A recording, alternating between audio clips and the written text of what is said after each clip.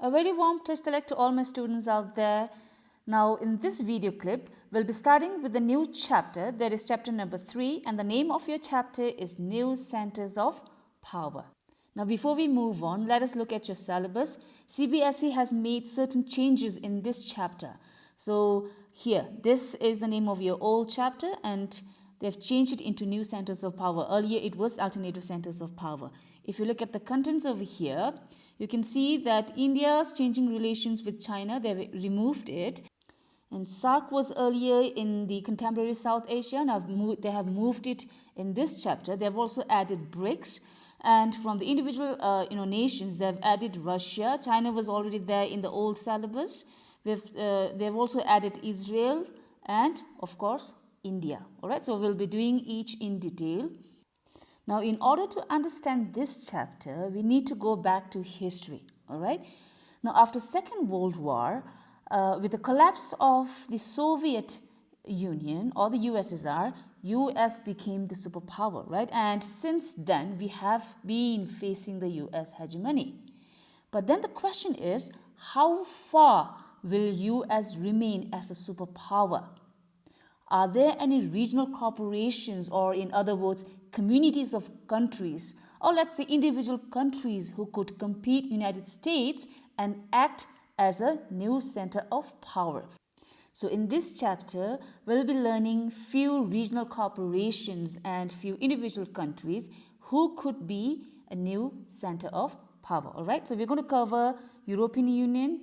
These are the regional corporations: European Union, then ASEAN, SARC, and BRICS. Of course, I said this is a new topic which has been added in your syllabus. Now, from the individual nations, we're going to do China, which was already in your old syllabus, and then Russia, Israel, and India, which they have added new.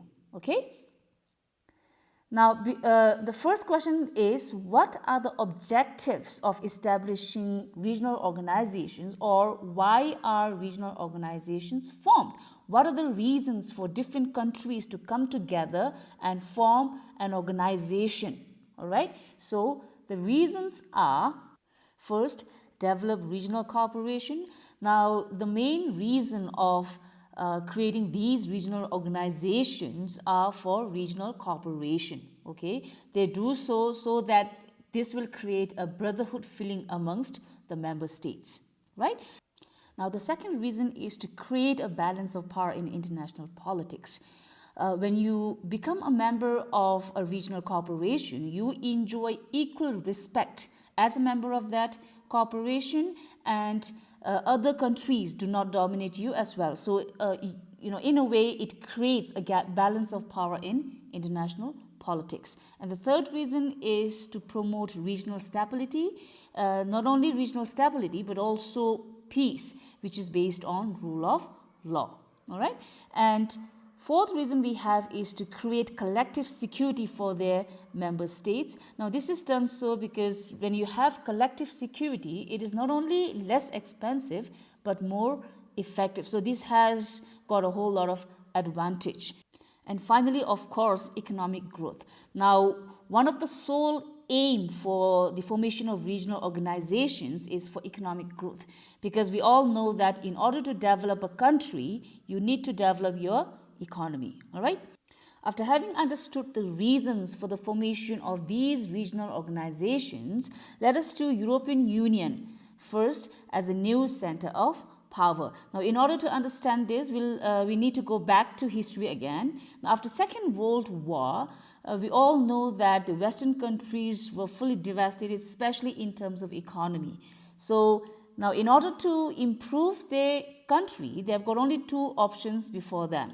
The first one was either to go back to the old system of rivalry, or adopt friendship, or maybe cooperate between one another. And they knew that in order to improve in order to develop their country, the only way is cooperation. And this cooperation led to the formation of European Union. All right.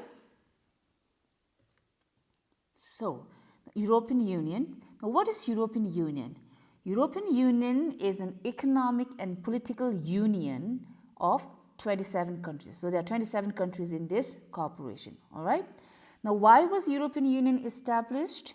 Again, we have to go back to the history, and I've already told you a little bit about this in the earlier slide. Now, after Second World War, these European countries were economically devastated because of the two world wars, right? Now, in order to improve their economy, the only option they had was European integration or cooperation between these countries, because they cannot go back to war. If they go back to war, then they're going to go back in the same old situation of economic devastation. Okay, so they adopted the European integration, the European cooperation, and this led to European integration. And what helped towards this integration was the Marshall Plan. Now, what is Marshall Plan? We've already done this in our first chapter. Now, Marshall Plan was a plan started by United States of America, and under this plan, US gave economic aid to those European countries which were devastated by the Second World War. All right, and this was done so as to spread their ideology and also to attract these countries so that they can get more allies, because there was this Cold War competition going on between the United States and USSR. Right? So this Marshall Plan attracted many of the European countries to United States, and in order to bind these countries together, they later formed NATO. We'll now talk about the formation of European Union. Now, we know that United States extended massive economic aid under the Marshall Plan, right? And this Marshall Plan, it actually led to the formation of OEEC, that is the Organization for European Economic Cooperation. Now, the main aim of OEEC was to look after or to supervise the distribution of aid that was being given by the United States to those European countries. And then in 1949, Council of Europe was formed just so as to give a political dimension to this council. And then we have 1951, in which Treaty of Paris was signed. Now, this treaty, that is the European Coal and Steel Community, was the joint management of France and West Germany, which was later signed by 6 West European countries. And of course, in 1957, we have the Treaties of Rome, which led to the formation of the European Economic Community and the European Atomic Energy Community, also known as Euratom. All right. Now, the main objective of the EEC, or the European Economic Community, was to create or to establish a common market. And now, this treaty resulted in the free flow of goods, man, and capital from one country to another. It also abolished all tariffs, that is, import and export duties within the member states. All right, and the Euratom was established for the purpose of developing peaceful applications of atomic energy. Now, later, European Parliament was also formed, but until the formation, until here, we're just talking about the process of the creation of EU. It was only after the Maastricht Treaty that European Union was formally formed. All right. Now, after 1991, with the disintegration of USSR, we know that so many independent countries came up, so many satellite states came up. So, during that time, the need for a broader European cooperation was felt. Okay, because of that, in 1992, the European Community Ministers, the finance ministers of the European Community, they met in Maastricht, which is in Netherlands, and the Treaty of European Union was signed. However, it formally took the shape of European Union only in 1993, and that's how European Union was formed. All right. Now, European Union, at the beginning, we know that it was founded by 6 members, which you can clearly see in this slide. And as of this year, we have 27 countries in the European Union. All right. Now we must also know that United Kingdom withdrew from European Union on January 31st, 2020. European Union, they have their own flag, they have their own European anthem, Europe Day, as well as a motto that is United in Diversity. If you talk about the foundation of European Union, then they have common foreign and security policy. They also have cooperation on justice and home affairs, and they have created a single currency that is euro, which we are going to talk more about this later. All right. Now, talking about the aims and objectives of European Union, we have to develop the regional cooperation, promotion of regional peace and stability, creation of collective security for the member states, and acceleration of economic growth. Now, these are the same aims and objectives of the regional cooperation. So you can give the same explanation over here. We then have creation of common market. Now, one of the main aims of European Union was to create a common market and remove all the trade barriers. Here we are talking about removing all tariffs. Okay, and they also aim to safeguard economic interest of all the member states and to create a common currency for all the member states. Here we are talking about euro currency. All right, and finally the aim is also to foster democracy and political union in place of war. Then we are going to talk about the influence of European Union, or the reasons why we are saying that EU can be a center of power, all right, or a new center of power. And the reasons are economic, diplomatic and political, and military. So we're going to talk the influence of European Union, or the strength of European Union, from these 3 points. The first one is the economic. Now, as of 2016, European Union is the second largest economy in the world. All right. The second point we have is European Union's currency, that is the euro, is a huge threat to the hegemony of United States dollar, because if you look at the exchange rate, most of the times euro's exchange rate is much higher than the dollar. The third one we have here is European Union's share of world trade is 3 times bigger than that of United States.